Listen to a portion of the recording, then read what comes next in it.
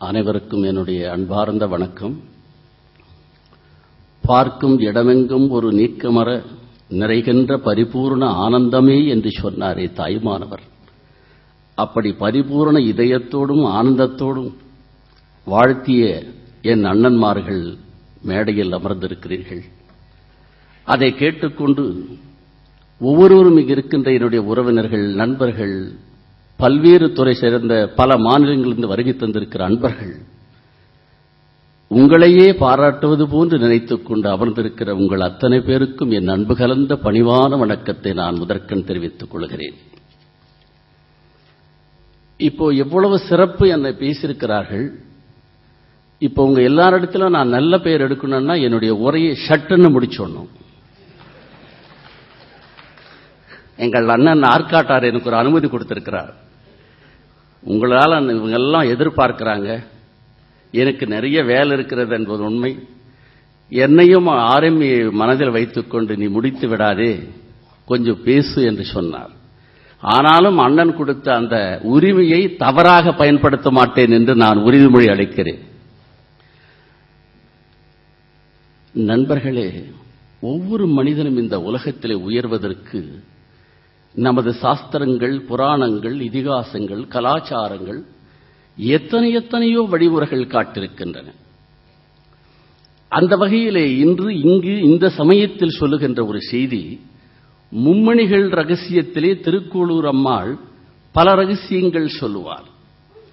அது என்ன ரகசியம் என்றால், அகம் ஒழித்து விட்டேனோ விதுரரை போலே, பிஞ்சாய் படுத்தேனோ ஆண்டாளை போலே, அக்கரைக்கு விட்டேனோ குகப்பெருமானை போலே, இனி இது ஒன்று வைத்தேனோ சபிரியை போலே, இரு கையும் விட்டேனோ திரௌபதியை போலே.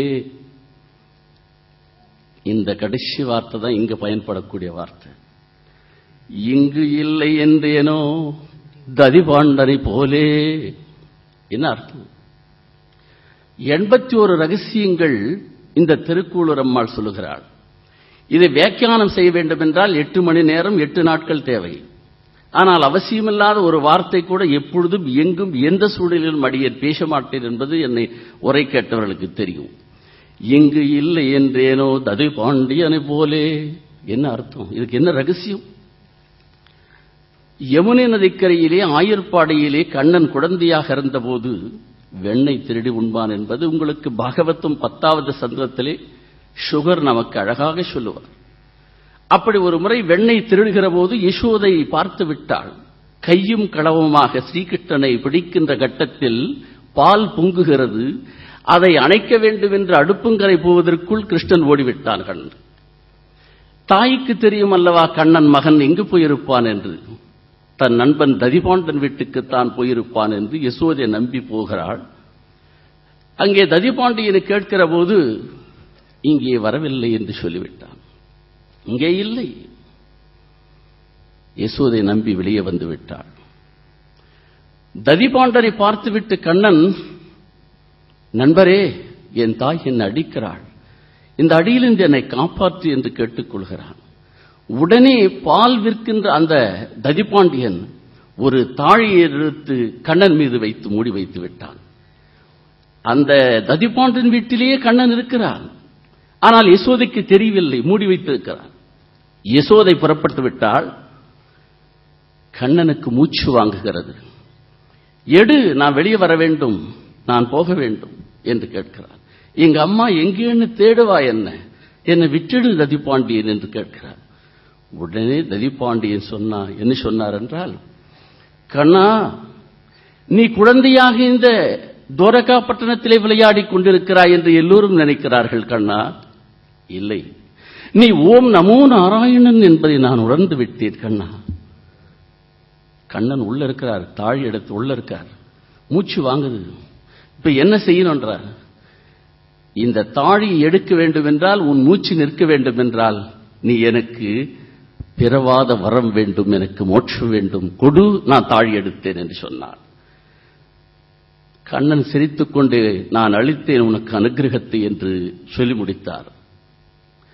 மீண்டும் கேட்கிறான் கண்ணன், எடு தாழி. முடியாது, ஏன் என்று இதுதான் இங்கே இந்த நிகழ்ச்சி, இந்த ததிபாண்டி நிகழ்ச்சி நான் சொல்ல வந்த கருத்து இங்கேதான் இருக்கிறது.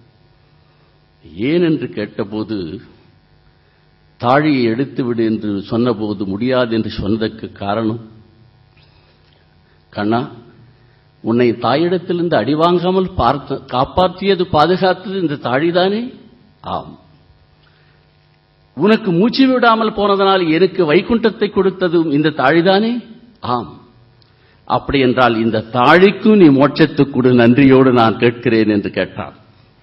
தாழிக்கும் அளித்தேன் மோட்சம் என்றார். கண்ணன் வெளியே வந்தார். இதில் என்ன ஒரு மிகப்பெரிய ஒரு பிலாசபி, ஒரு தத்துவம் பகவான் ஸ்ரீ கிருஷ்ணன் இந்த உலகத்துக்கு அளித்திருக்கிறார் என்றால், உயிரற்ற ஒரு தாழிக்கு கூட மோட்சத்தை கொடுத்தார். இவ்வளவு பெரிய ஒரு வாழ்வியல் உண்மை இதில் நாம் தெரிந்து கொள்ள வேண்டும்.